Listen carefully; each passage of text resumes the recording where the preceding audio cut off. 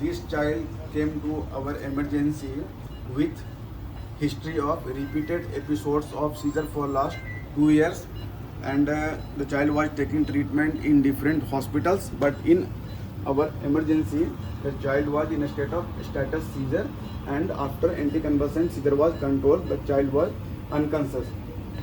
So the on assessment of Glasgow coma scale, it was less than 8. So if the Glasgow coma scale is less than 8, the score is less than 8, the child needs ventilation. The child has to put on ventilator because the child cannot maintain the airway even if the lungs are completely normal. That's why we decided to put the child on ventilator. So there are 3 modes of ventilator we are operating here: pressure control, volume control, and PRVC, that is pressure regulated volume control. So previously I have described what is pressure control and how we set pressure control. Next is volume control and PRVC. Among all these 3, PRVC is the best for this child because in this mode pressure is regulated. So how we set PRVC mode? So this is the settings: PRVC, pressure regulator volume control. Now which parameters we have set? See, tidal volume we have set here at 200 milliliter, respiratory rate 18 per minute, peak and expiratory pressure, it is 4 centimeter of water, and fractional concentration of oxygen FiO2 is 25%. IE ratio is 1:2, inspiratory rise time is 5%, trigger flow 6. Now just press it. Now see, this is the set parameters: FiO2, PEEP, respiratory rate, tidal volume. This is the delivered parameter. So we have to check what parameters we have set and what is being delivered here. So we can see here respiratory rate is 19 per minute, FiO2 25%, the set parameter and delivered both are same. IE ratio is 1:2, same. Minute ventilation is 4 liter per minute.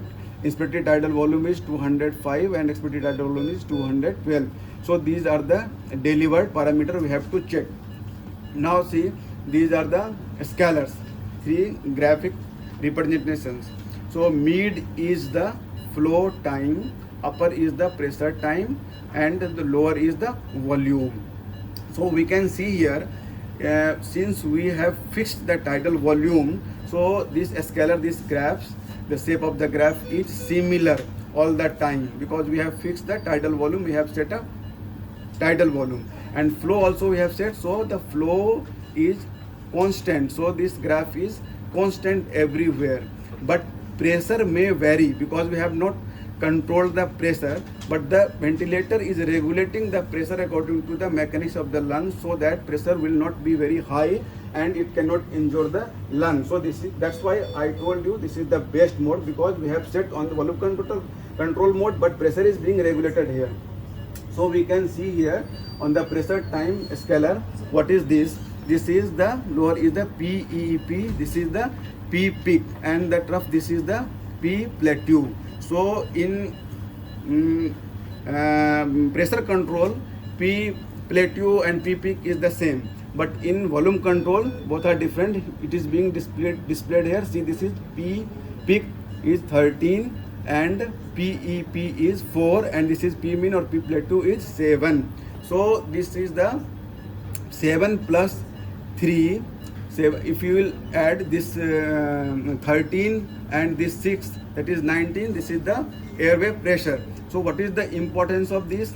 So see the airway pressure, how you deduct airway pressure. 13 is the P peak, 7 is the P mean, so here it is 6. So subtract 13, 6.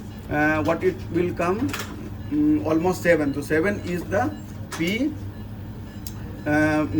plateau, and the 7 is the pressure, airway pressure. So both are same. If airway pressure is high, then we have to manage in a different way. If plateau pressure is high, we have to manage in a different way. For example, if airway pressure is high, just we have to nebulize the child, we have to take out the secretions, we have to do suctions so that the airway pressure will be lower. So this is the importance of seeing these things. What is the P peak, what is the P plateau, and what is the airway pressure.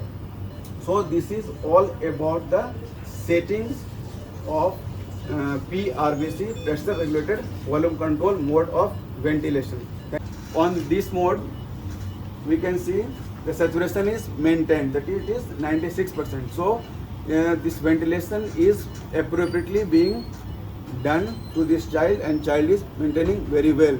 And now we have to, if there is no seizure in 24 hours, then we have to decrease the dose of sedatives, which we have already started for ventilation. After taking off all the sedatives, then we'll assess the child, and then we'll wean off the child. So we have planned to wean up the child just after 24 hours of ventilation. Thank you very much.